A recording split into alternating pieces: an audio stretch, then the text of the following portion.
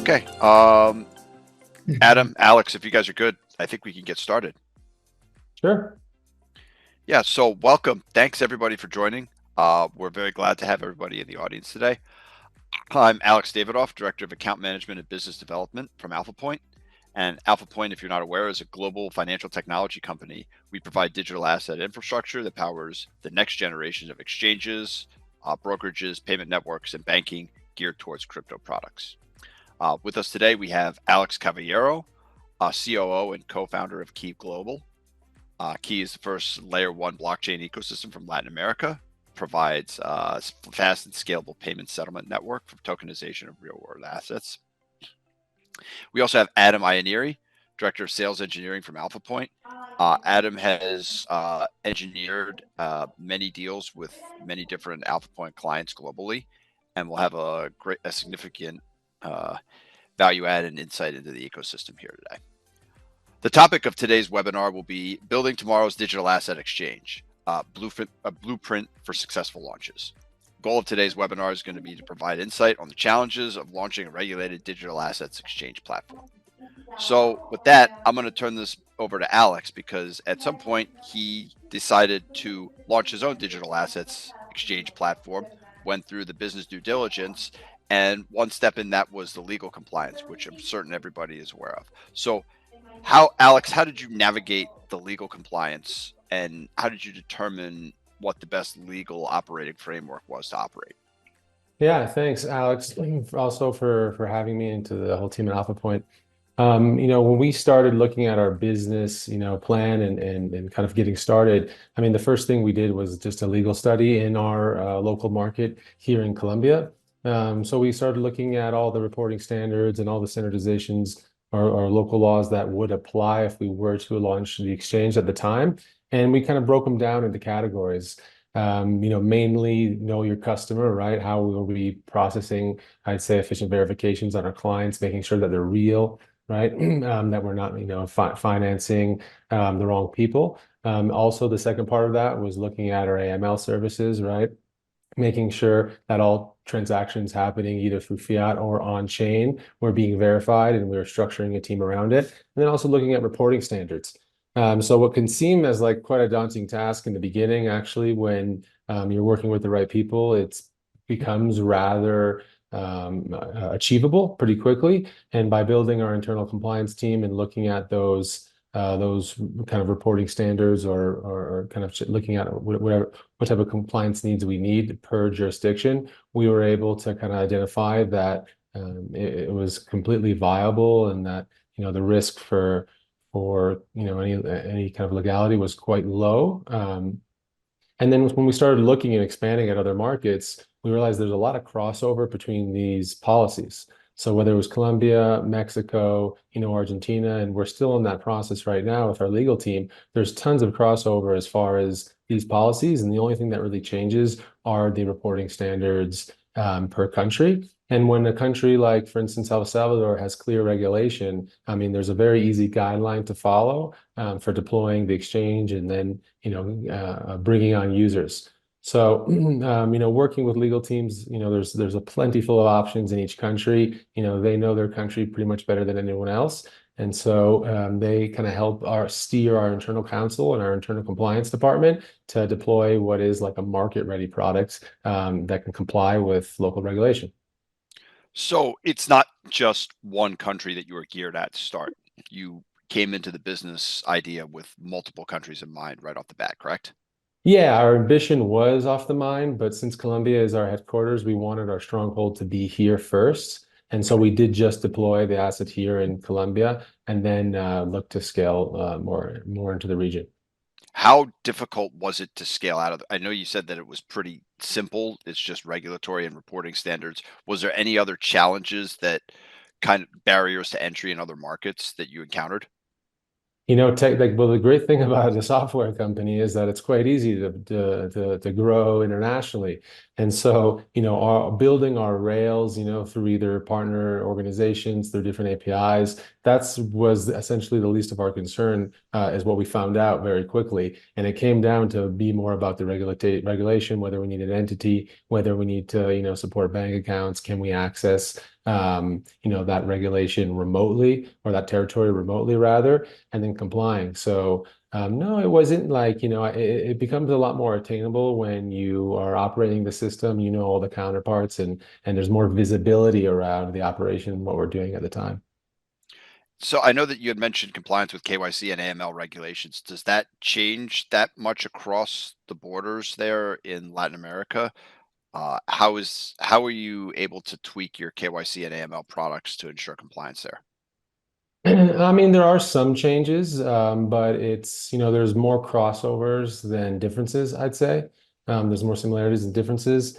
And we are able to, our compliance team does a great job with making sure, we're up to date with either reporting or with certain registrations. And so there's not a huge hurdle. But what's great with, our service providers that we integrate, and AlphaPoint makes it very easy to work with a handful of service providers on the AML and KYC side. So it's not like we're married to any one of those service providers. We're able to kind of work with the best brand and the best service given the region that we're in. Adam, I know that you've engineered a number of deals outside of Latin America and EMA and APAC in particular, where they may not necessarily be used. They may have a more bespoke KYC that they're able to use, for example. How do those platforms navigate the challenges that would be kind of different from what Alex is doing right now? So yeah, I think we see a lot of the, common things across the space, right? You'll see a company that, wants to operate in XY jurisdiction because, it's either a jurisdiction they want to service or it's a lower barrier to entry, right? We see a lot of these jurisdictions evolve over time. So you'll see a jurisdiction like some countries in Southeast Asia, which have, a lower barrier to entry in terms of crypto regulations. So it's easier to open operations there to start with. But as people start to flock there, these regulations build out over time and the barrier to entry gets bigger, right? And then you see another jurisdiction pop up that is now the hotspot for licensing, right? And these hotspots for different jurisdictions keep moving around, which is actually helping build out the ecosystem in terms of regulations across the board, right? And those initial hotspots, like Alex mentioned, is the stronghold for their operating zone. And then it's easy for them, especially when working with AlphaPoint, because we can scale out pretty easily into other jurisdictions. It allows you to easily, you know, start accessing new markets, right? In terms of regulatory compliance. Once you're regulated in one environment, it's a lot easier to bring your compliance team that you already have built over to a new jurisdiction, right? And then just replicate that in the next jurisdiction. So, we're seeing a lot of that in the space as the regulations evolve across these different countries. And I know one of the things that we had touched on before was KYC and integrations. Uh, how do you see those evolving as we move across the space, Adam, into, how important is it to have the right strategic partnerships and collaborations to be able to hit the ground running? Yeah, I think, KYC for any centralized entity is extremely important, right? You can't operate without it. And, AlphaPoint has a number of partnerships and pre-built integrations, and, the system is easily integratable to other KYC providers. And that KYC landscape is ever evolving, just like the regulations, right? Yeah. And so then, Alex Cavallero, how did that kind of impact your decision, in terms of the integration partners that AlphaPoint supports? Did you explore other options outside of that, using the GitHub repo, or, what sort of choice did you have to make there when it comes to integrating these service providers that are kind of necessary to launch? We looked at the strongest service providers for our region. I mean, we did kind of a cross analysis on what other companies are using, what are local options, if we wanted to do custom integration, and then what's the brand recognition, and then looking at the services offered. I mean, a lot of these companies are great companies, and they'll give you demos, and we took that and we learned as much about each product. But I think the choice became clear quick, of working with really well-known brands and who have great pricing structures and can easily just integrate within weeks into the AlphaPoint system and then be kind of fully compliant on a quicker timescale. Yeah, I So for think you I'm sorry. So for you personally, writing your own integrations wasn't really something that you wanted to do, or it just wasn't worth the bandwidth left for you? Yeah, it wasn't worth deploying those resources to do that. And it's not like we were very short on options either. Yeah, gotcha. Adam, so Yeah, I'm sorry I cut you off there. Oh, it's all good. I was just gonna say, I think it's important as well working with, partners that have been tried, tested, and true is number one, and that are able to scale, right? The last thing you want is to go operational and, not be able to scale users at the pace that, your marketing team or your customer acquisition team wants to for your business. exactly. That's a great point, Adam. I mean, with a lot of the providers that we are working with now, they're present in 190 countries. So whether we want to just grow locally here in the region or, expand in Asia or other emerging markets, rather, I mean, our infrastructure will allow us to do so. Yeah, Yeah. I mean, kind of one of the questions I was trying to gear towards is what happens when, let's say, for example, a service provider has no choice but to integrate with a specific KYC set, for example. Like I mean, how challenging is that? I mean, have you experienced any of that, like writing your own integrations?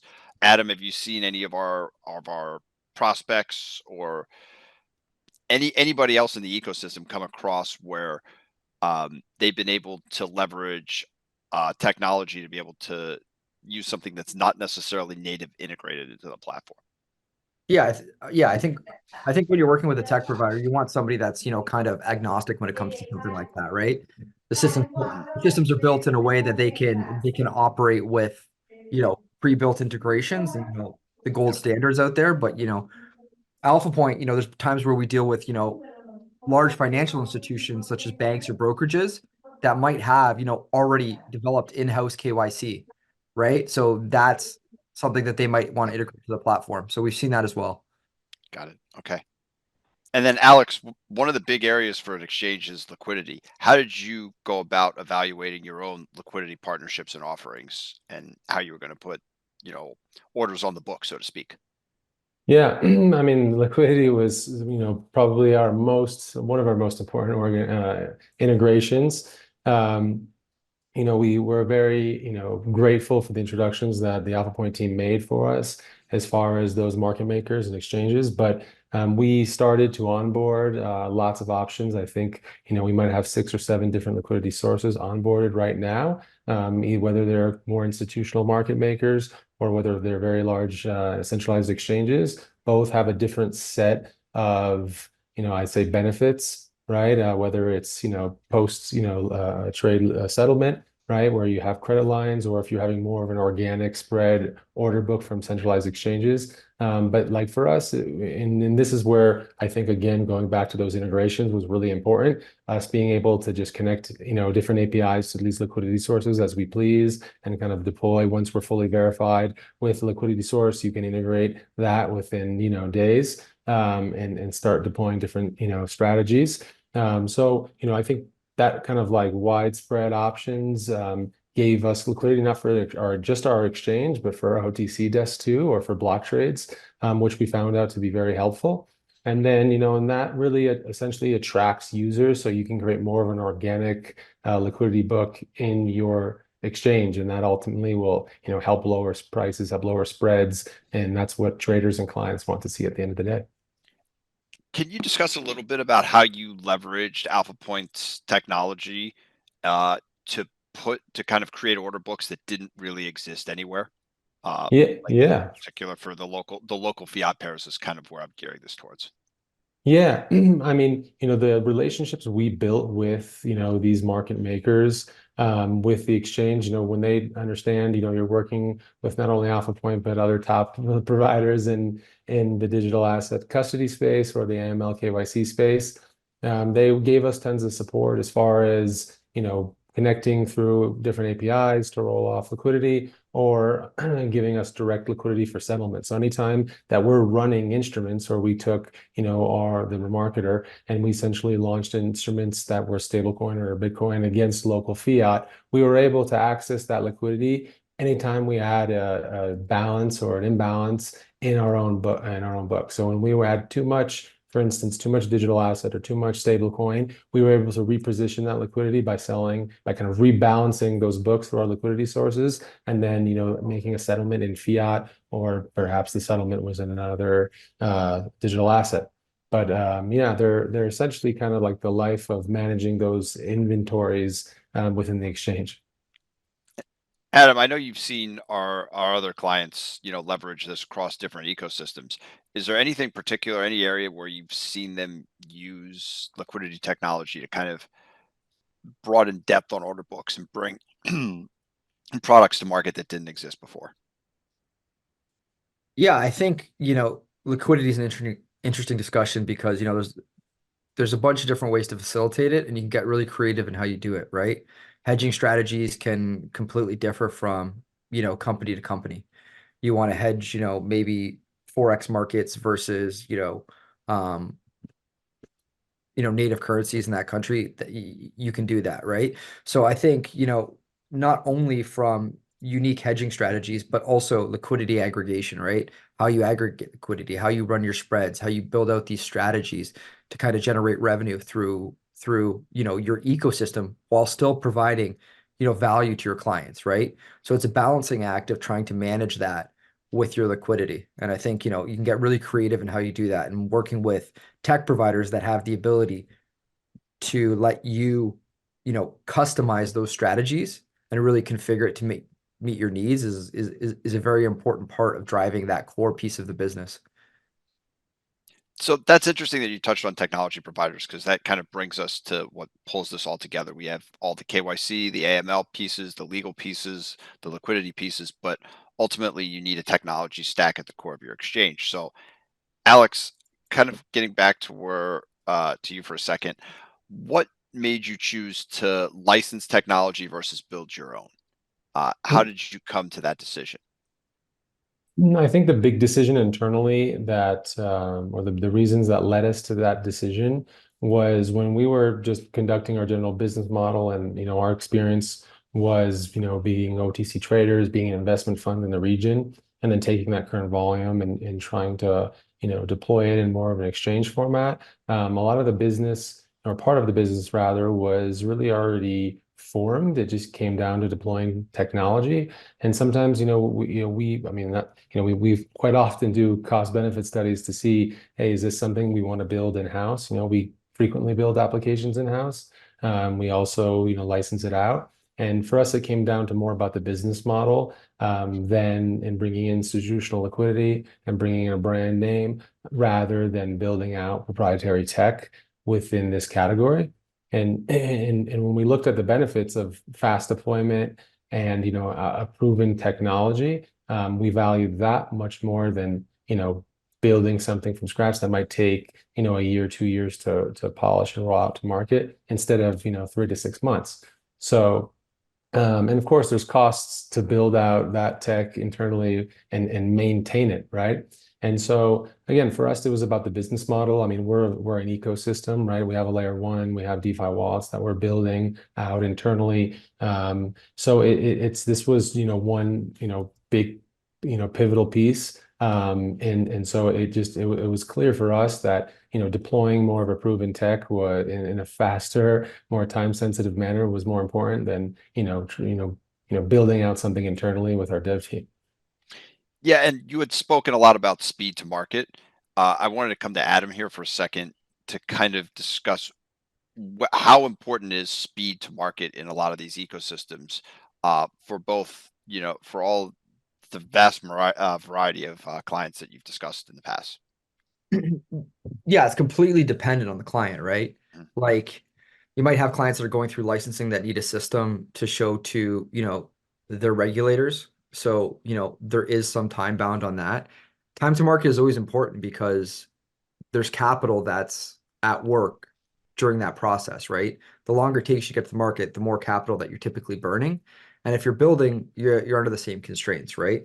And, building something that's scalable, there's a lot of people that have built systems that have came to AlphaPoint subsequently because they have built systems that, didn't scale to the threshold that they had wanted, right? Or might be able to scale across jurisdictions or have the uptime that they wanted, right?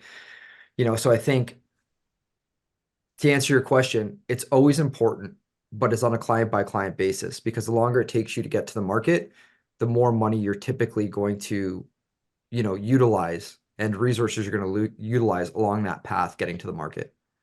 Well, you've also had clients come to us who are already in the market, for example. What then, why then would they decide to migrate away from their own tech or another service provider at that point once they've already been in the marketplace for, say, 3 to 6 months or longer? Yeah, it's pretty often that, we've had people approach us after, they've either licensed another provider, built themselves, or, you know, have attempted to start building and not got to market. There's been a variety of different reasons, driving those decisions to come back to AlphaPoint, scalability being one. We've had customers that have had exploits with security with other service providers that we've had to migrate over to our system. We've had, features, right? Features is a big one, doesn't have the features that they want. The liquidity provisioning doesn't work quite like they want or integrate like they need to certain liquidity providers. So we've had, logic across the board and why that they come back, right? Or why they come to us in the first place as well. The thing is that, you have to make sure when you're going through the process of launching an exchange that all the boxes are ticked and you kind of look at everything holistically, right? You're not just launching an exchange, you're launching, a platform that has to be scalable, it has to be secure, it has to be tried and tested. You know, Working with somebody that's been in the space for 10 plus years that, that's their core competency. It's what they do. It's like going to building your own car, right? You're going to go buy a car. You're not going to go build your own, right? Because you're dealing with somebody who, has the expertise in that specific, you know, technical jurisdiction. And but then when you're talking about building the car, it's like, what's the most important part of the car, so to speak? Is it the engine, transmission, etc.? What do you see prospects approaching you about it? What is the most important thing to them in terms of the ecosystem and the software and the integrations? Yeah, it varies by customer, right? Okay. I think at AlphaPoint, we focus on uptime and security, and support is a big thing for us, right? Uptime is number one. And, if you're not up and running, you know, then it doesn't really matter. Nothing else matters. So, uptime, support, scalability, liquidity. If you don't have liquidity on your exchange as well, your customers don't have anything to trade against. And I would even say that not just uptime go to market, but uptime when you're in the market is equally as important, if not more important. Because I think like a lot of times when the internal discussions we have about, building something internally or whether we, kind of give it out to another dev shop or license it, there's this mentality which is very rigid, whereas like you need to build something, it's your IP or you are licensing something. But like, within the exchange, we constantly are doing customizations to what is licensed. And that's something that we like really cool about the products that we're like building completely redesigned to the front end, right? We're building in new API providers for pans and payouts. Like we're in a new design phase right now. So even though the core tech might be licensed, there's a lot that can be built on for customization. So it's not like, a rigid type of product that can't be modified. Like modifications, are totally necessary, and they are for us based on cultural and based on local kind of market model conditions that we have. And so, we like to think about, whether we, think about licensing something or building something, it's really just a blend between everything rather than individual routes that one can go. So now you're at this point in the ecosystem where you've wrapped everything together. You have your software package, you've got your KYC AML, you've got all your integrations, you have your liquidity on the books. How then, Alex, do you go about staffing out your team? What's kind of most important in terms of running and operating your own digital assets platform? So, I mean, apart from the compliance team, which we spoke about Yep. earlier, right? We had the ops team, right? And the marketing, I think, are the two other areas. Ops are making sure that, liquidity is working, that our spreads are there, are where we want to be, right? That we're processing tickets, withdrawals, we're trading, where our OTC desk is active, we're constantly, having those conversations with clients, whether it's they're placing orders through the exchange or on the OTC desk. But the other side of it is the marketing and outreach, and it's one of the more harder sides is the business development. For us, when we were first launching it, we entertained essentially every client segment because we needed to almost A/B test in a way where we were going to get traction. And even though we were deploying the technology, during a kind of a relatively downtime in the crypto market, we were able to kind of identify where our first big kind of success in the market was, we focused on that. We geared all of our resources. And now, as asset prices are rising again, we're seeing institutionalization. We're not seeing much verticalization, where we're seeing more entry participants enter in to the space. We're starting to entertain, and our marketing team is now starting to deploy resources to different market segments. But a lot of focus went on the user experience, the onboarding, right? How that user is interacting with the platform, and then looking at more of a real world, like a real use case here in Latam, and looking at kind of what are the biggest companies and how ultimately does blockchain solve their problems, because it's a technology, it's an industry now that's growing quite quickly. It has been over the past 10 years, and there's a lot of pain points, I think, in the current financial system. And what the tech solves isn't just one or two things. It's pretty wide, and it's case dependent depending on what jurisdiction you're in. Adam, do you see marketing as kind of a more neglected area of the operational team build and the requirement there that it's not something that's paid enough attention to when in the onboarding process? Mhm. No, I would argue it's probably, the most important part Okay. of, you know, the business as a whole. You're working with if you're working with a tech provider like AlphaPoint, you got the technology covered, right? You're gonna have to have your operations team, like Alex said. You're gonna have, your treasury management, your compliance, all of that stuff is, early in the process. But then once you're up and running, it's, pure marketing and customer acquisition, right? Operations can handle on how to run, the profits and the revenues. But the number one key focus for exchange operators is to aggregate customers, right? And focus on like Alex said, focus on certain market segments that they see value in or that are growing, right? That people want access to these digital assets. So I think that, is marketing neglected? Depends who you ask, but I think it's the most important part of, the I guess the business operations of the exchange. What do you see as kind of the neglected areas in the prospecting and onboarding phase? Areas that kind of somebody who's looking to launch their own product, digital assets platform should focus on that they might not necessarily focus on enough. Probably, yeah, probably marketing is probably, Agreed. yeah, probably Uh, marketing. That if that's what you're getting at, that's probably where they don't focus, but they should focus the most on.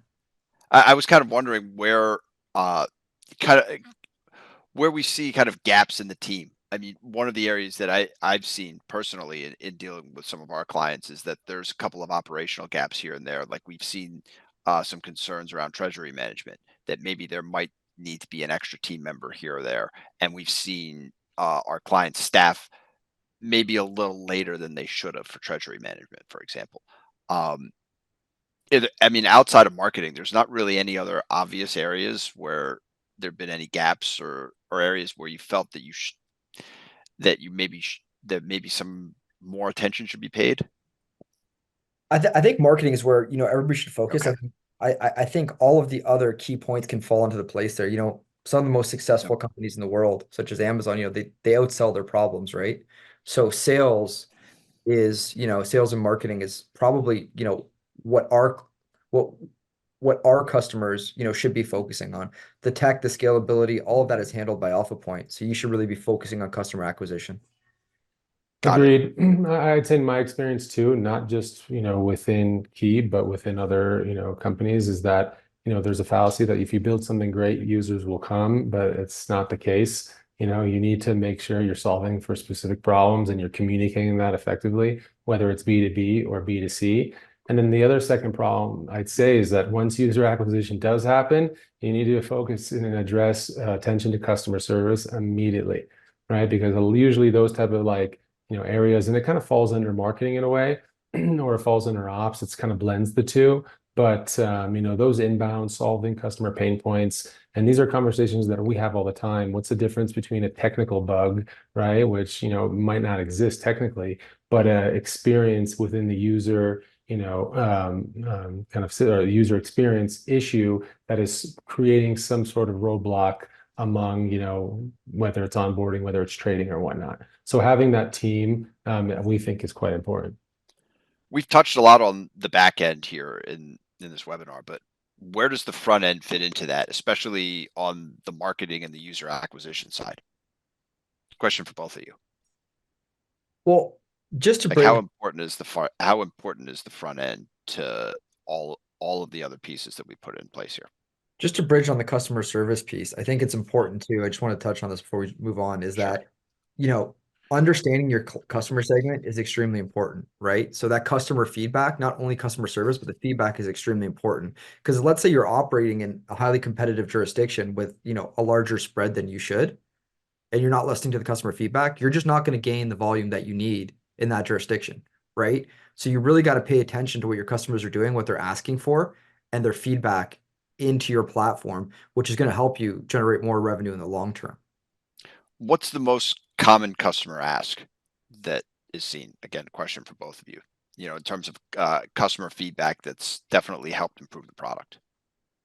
I'll defer to Alex on this one. Yeah, I mean I don't know. It's hard to say. We get a wide range of feedback from, we can't get into the account to, this trade isn't working and to, depositor withdrawals, right? Like I think the spread is there. I think for us, a lot of the conversations comes down to, more times than not, it's more of a simple solution, to a customer problem. They usually just run into like standard roadblocks that we might all run into with different services. And it's just about lowering that kind of error rate that customer's having. And so it kind of goes back to my other point, which was like one thing is a technical bug maybe in an app that we might deploy. And another thing is even though no bug exists, like how much friction are we creating for users? And you want to just try and create from a front end perspective the least amount of friction possible for onboarding and for trading. So then when Yeah, like I'm sorry, go ahead, Adam. let's just say, yeah, I agree. Like streamline the process. Like if everything's easily accessible through one view, like the KYC through the same application, there's no, going into multiple applications to manage certain things. If you can streamline that workflow, I think that would help. That helps with what Alex is speaking about. Mhm. And I know, Alex, you had built out your own front end and your own branding. It's extremely clean looking product. Um, do you focus then on this? Has your focus been on the simplicity of the product, or has it been more on offering more features and more robust product? Like kind of now, has the focus been narrower, or you've had more luck widening it out? Hey, first, simplicity and onboarding. And then once we start to get traction and there's actually like value that we can provide to a user, we'll then start to grow. And we've just kind of started that process, right? Market conditions help that. Bull markets always bring in more B2C users, regardless of the industry or the segment. But that's essentially, for us in the beginning, it was how quickly can someone onboard. And that might depend on what market you're in, right? Because the value add among digital assets varies. And in our local market, it's, a lot of the volumes are quite direct between stablecoin, Bitcoin, Ethereum, and stable. So it's like for us, we kind of learned quick that expanding, the amount of digital assets that we need on the exchange really isn't a customer solution. It's really just bringing better spreads, better liquidity into the top most traded pairs. And so that kind of like helped steer our roadmap there. And then it was delivering, what type of products, looking at, mobile solutions, looking at web solutions, how do users want to engage with the system?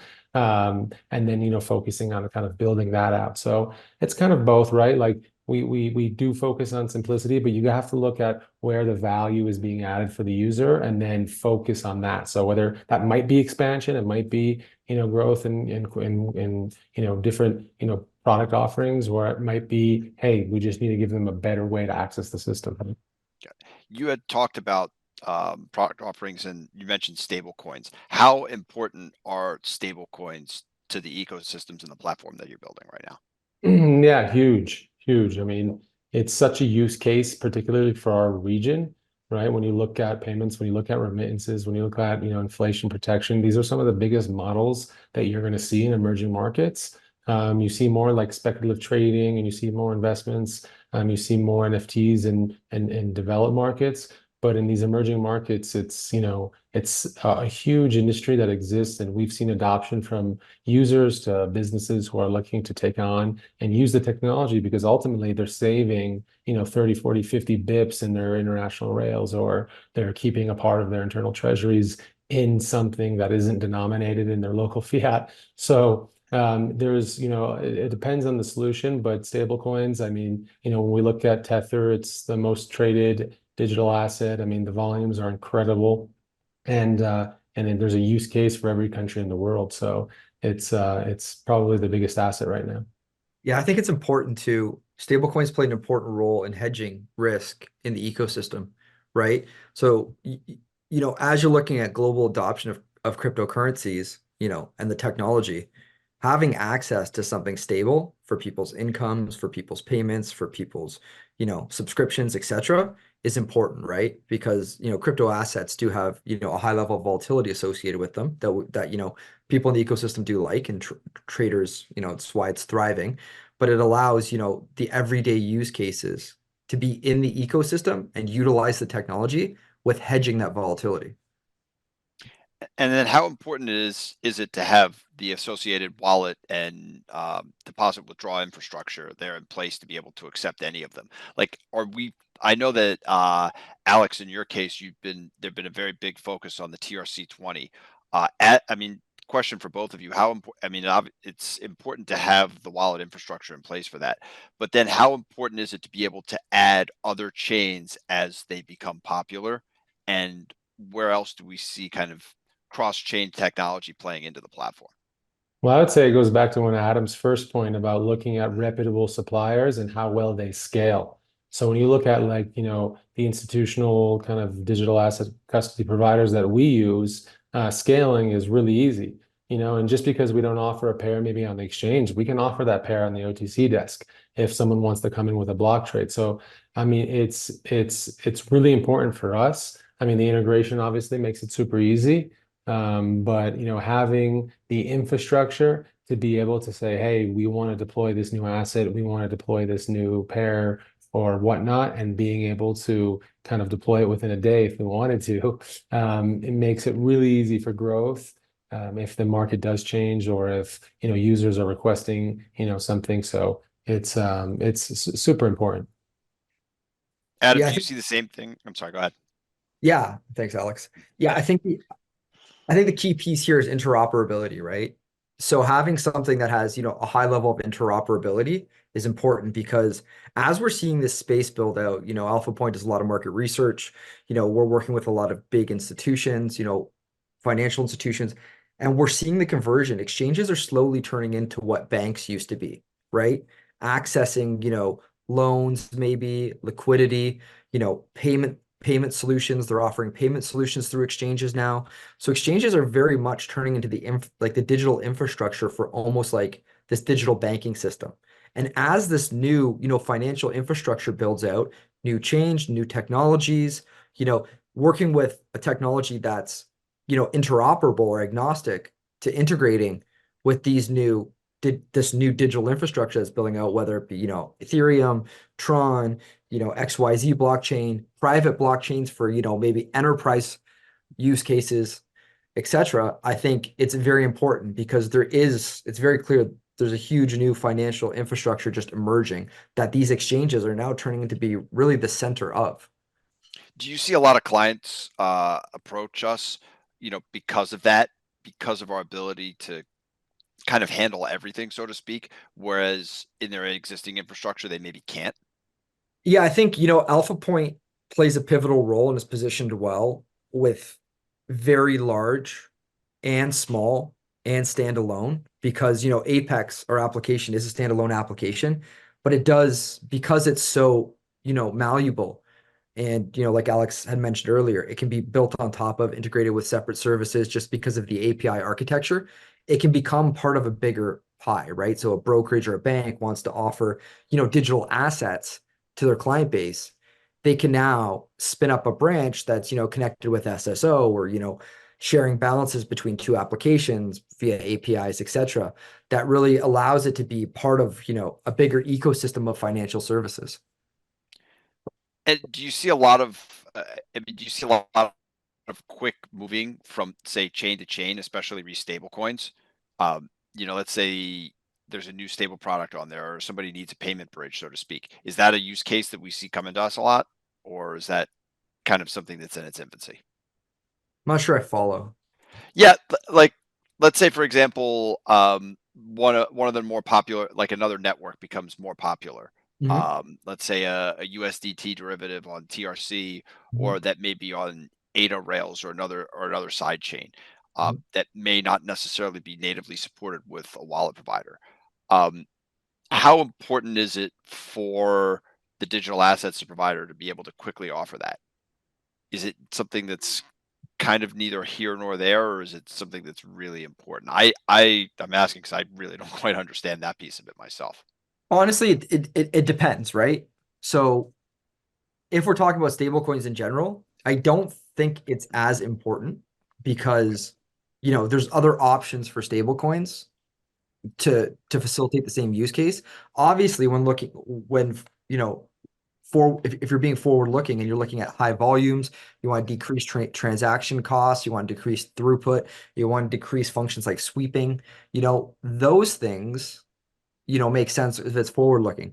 To be so, I guess aggressive in a timeline, I don't think with stable coins it's that important. I think being on the cutting edge of new narratives is very important in the industry in general.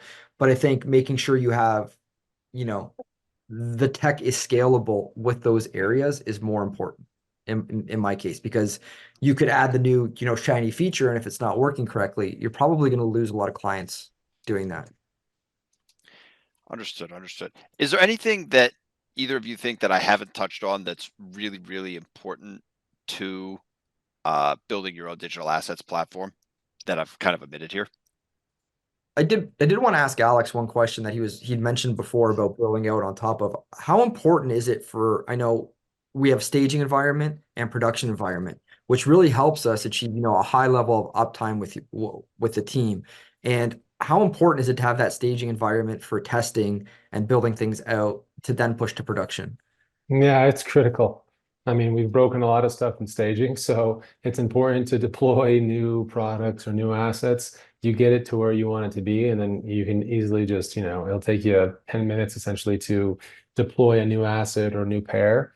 And you're copying, pasting the exact, parameters that you used in staging to deploy in production or in mainnet. So it's huge, I'd say like just, coming off that point and going back to your question, Alex, like I'd say understanding training within, if you're growing the team or if you're bringing on more ops or more treasury or people who are actually operating the system, having that training going back to AlphaPoint resources, but having your own guides and your own protocols where people can, really learn the system, learn how to do everything is going to be big for success. You want your customer service rep to understand the system and be able to put out, fires on a daily basis, for lack of better words. But it's I'd say that's another piece super important in the evolution of growing an exchange and really just providing the best service for our clients.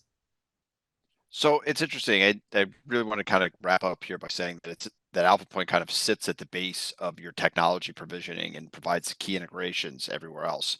Um, One of the key things that I think you kind of mentioned in length here was the importance of legal compliance, and also too the importance of having your own operational team in place. Uh, One of the areas that also seems rather overlooked was the emphasis on marketing that both yourself, that Alex and Adam both placed here. That marketing is very, very underestimated, but very, very important to building your own digital assets ecosystem. Um, is there anything else that either of you would like to add here that I've omitted before we kind of wrap up? No, I think it's a really exciting And industry. We're still at the infancy. It's fun. I think yeah, there's energy. I'm off to ETH Denver next week, and just among the chats and from suppliers to other our service providers to clients to to other just contacts industry like professionals. There's a lot of energy in the space and a lot of excitement for what's to come. Yeah, I agree.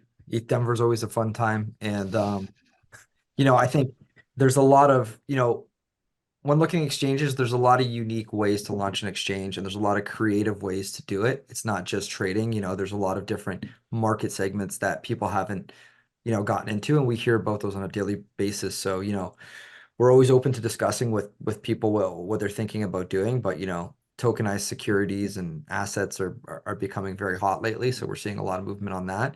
So I just think, think through the business case, you know, work with a tech provider that's going to help you scale, and make sure you have all your ducks in a row. Great. Well, thank you both very much, Adam and Alex, for joining today.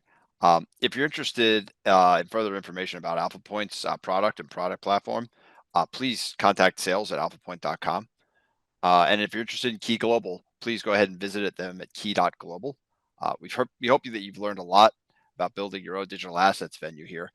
We wish you success in your own endeavors in building a digital assets platform, and we'll be here for you wherever you need to, wherever you decide to go in your journey. Thank you all. Thank you. Thanks, Alex.